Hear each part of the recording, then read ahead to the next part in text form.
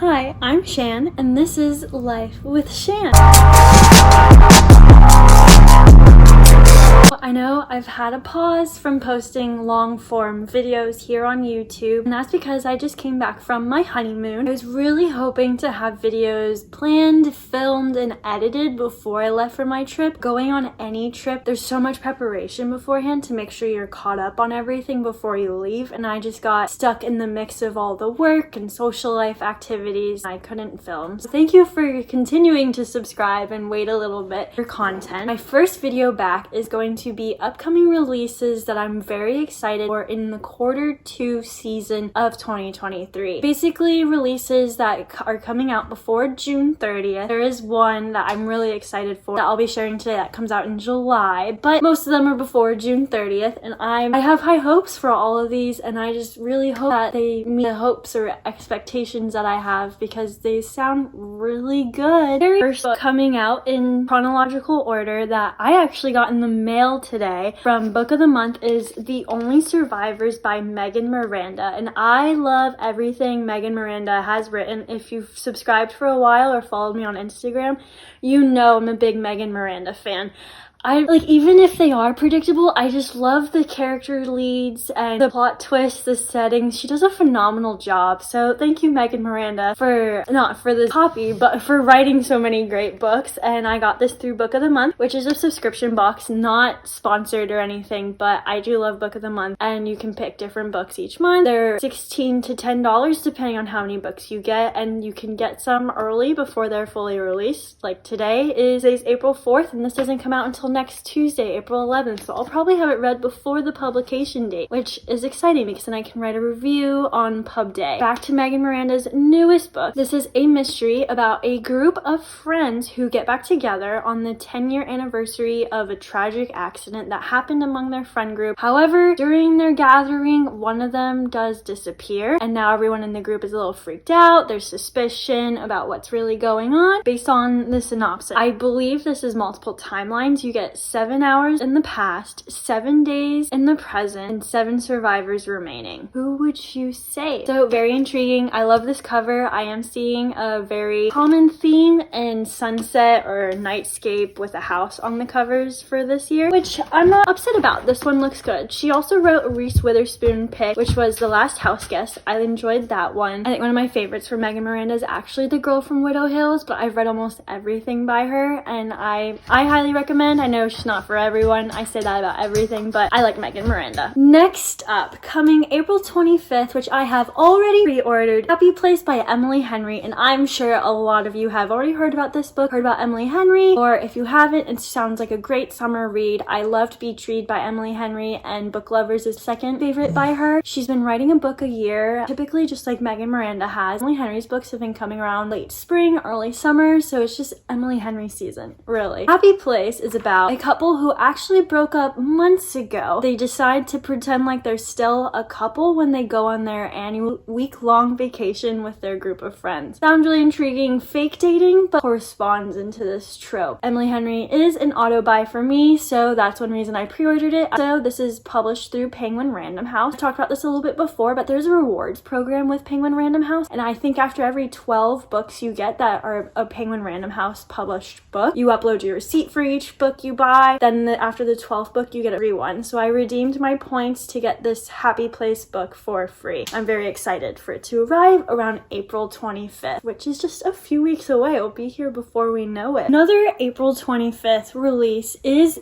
In the Lives of Puppets by TJ Klune, and I just recently started reading TJ Klune's books. I read The Cerulean Sea, Under the Whispering Door just recently. I think I read them in February or March, and they were phenomenal. Both were 5 stars, so I quickly put In the Lives of Puppets on this upcoming release video and on my new blog, and I'm so excited for it. These are a little fantastical type reads. They're easy to follow. They're so heartwarming, heart-wrenching, and and deep, but also I don't know how to describe it. They just have great vibes, and I think that when you don't really fully know how to describe how good a book makes you feel, it's a 5-star, at least for me. So the past 2 books have been 5 stars, and now In the Lives of Puppets is coming out in just a few weeks, and actually today I just got an advanced listening copy from the publisher, so thank you to them, Macmillan, and hopefully by the time I have another reading video posted, I can give you a little review of In the Lives of Puppets, or even the early and even the Only Survivors. That way you have an idea if you want to get them when they are published. I'm going to be saying this a lot this video, but this is all the books I'm excited for, and I'm really excited for In the Lives of Puppets, which I didn't end up saying because I got so caught up in my excitement, is about people who are a family that is assembled from spare parts, and you follow them into a peculiar forest, and there's supposed to be like magical elements, different themes, and it's called An Extraordinary Journey. Or their books, you have to go in blind, at least in my opinion, and then you just get swept off your feet right from the beginning. Now, one of my most anticipated books since summer of last year is by the author of Every Summer After, Carly Fortune. She is releasing her second novel ever on May 2nd. It is going to be called Meet Me at the Lake.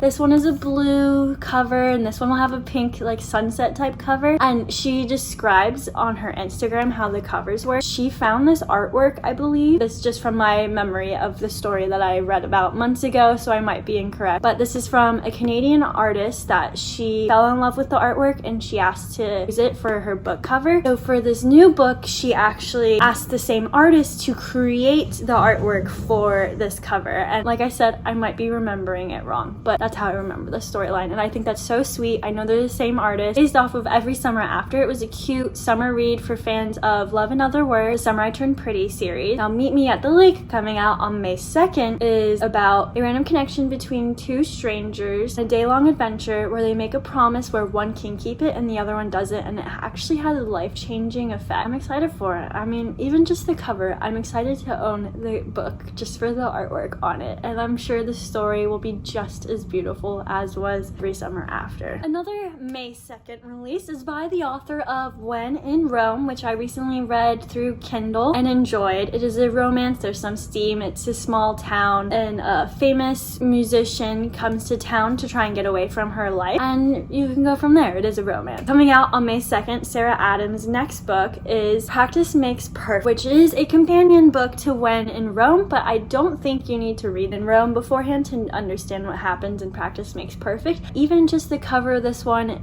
screams to me as I need this book just for the cover, and I'm sure again that the story will be just as loving, or I'll love the story just as much. So Practice Makes Perfect by Sarah Adams is about the owner of a local flower shop in Rome, Kentucky. She makes a questionable agreement with a tattooed bad boy. A delightful friends to lovers romance begins to bloom. I'm excited for it. Sometimes you just need that cute little read. There's another romance. I'm not a huge romance person, but this time of year there's a lot of romance releases, so I do find myself reading more romance, and then I read more thriller mystery towards fall season. I think that's just how the flow of the year goes for me, and publication as well. But back to the book. On May 16th, 2023, the terrific writing duo Christina Lauren is releasing another book, and it is The True Love Experiment. And I know I keep saying I'm so excited. It's gonna be the last time I say it because it is getting annoying, but I am so excited for this book because I actually got tickets to meet Christina and Lauren when they come to my town at my local bookstore. It should be fun. I haven't really met with authors face to face besides Nicholas Sparks, which I don't love him as much as I used to, and it was literally you walk in, you get a book that he's already signed, and then you walk into another large room and there's just a line of people. You get half a second with him to take a photo, and then you walk away and you're done. I was there for 10 minutes. This one's actually like a sit down, get to meet them, they sign your books, however many, or I don't know how many books they'll sign, but I think it's a few. Like, you can bring your others. And with my ticket, I got a copy of The True Love Experiment. That should be a new experience for me that I'm looking forward to. Back to the book. The True Love Experiment. Sparks fly when a romance novelist and a documentary filmmaker join forces to craft the perfect Hollywood love story. Take both of their careers to the next level. But only if they can keep the chemistry between them from taking the whole thing off script. Sounds like fake dating. Again, that's fun. I don't know what romance trope I like the most. I've been reading a lot of Grumpy Sunshine romance because of Lucy Score's Knock 'Em Out series. I've enjoyed that, but I think I also like the fake dating more. Friends to Lovers sounds really good too. I just need to read more romance so I can be more picky and have a larger palette to decide my favorite from. So recommend any romance trope to me and a book in the comments if you have ideas, and I'll check it out. On May 16th, 2023, from the author of Babel, R.F. Kuang is releasing Yellowface. I still have not finished Babel, and it is not because I don't love it, but like I always say, it's because it's just deeper than the headspace I'm in right now, and I need to just get through this busy season of life, and then maybe I can sit down and really enjoy Babel again.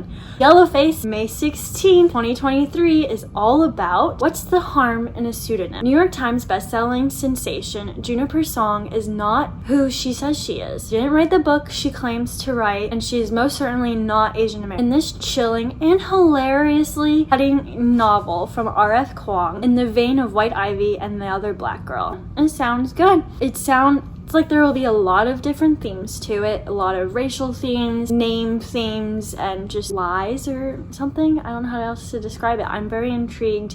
Even the cover is really intriguing, and I'm excited for Yellowface by R.F. Kuang. Then we jump to June 13th based off of my most excited books that I have found so far. I might come up with other books later on that I'm most excited for, but just to keep this a little more narrow and picky, these are the ones that I have right now. June 13th is Going by Coastal by Dahlia Adler, and I love Dahlia's books. They are all about realities and coming of age, YA. They're easy reads, but they get you critically thinking. For me, my first one by Dahlia was Cool for the Summer, where I ended up talking to a dear friend of mine who identifies as bi, where I identify as straight, and I talked to her about how I felt throughout Cool for the Summer, which follows the main character who really likes this boy and always has, and has a chance to go out with this boy, who finds herself crushing on a girl and kind of realizing that she might not just like guys. And I was talking to my friend about different thoughts I have as a female who is straight, and has years ago when Cool for the Summer came out, I hadn't read that many LGBTQ books, but now I've read quite a few more. I can think and understand a little bit more about it, but books just bring up so much conversation, which I appreciate, and they're validating and they're open-minded and they're fun. Anyways, Going by Coastal, June 13th, I'm actually 60% of the way through it, thanks to the publisher NetGalley for giving me this gifted e-galley of it, following Callie, Natalia, she goes by different names, who she has to pick between her parents. One lives in New York, one lives in LA, and she has to pick which one she wants to be with for the summer. Each chapter swaps between what her summer could look like with that, and her crushes and jobs, and it's really fun. If you liked Lily Reinhart's newest Netflix movie,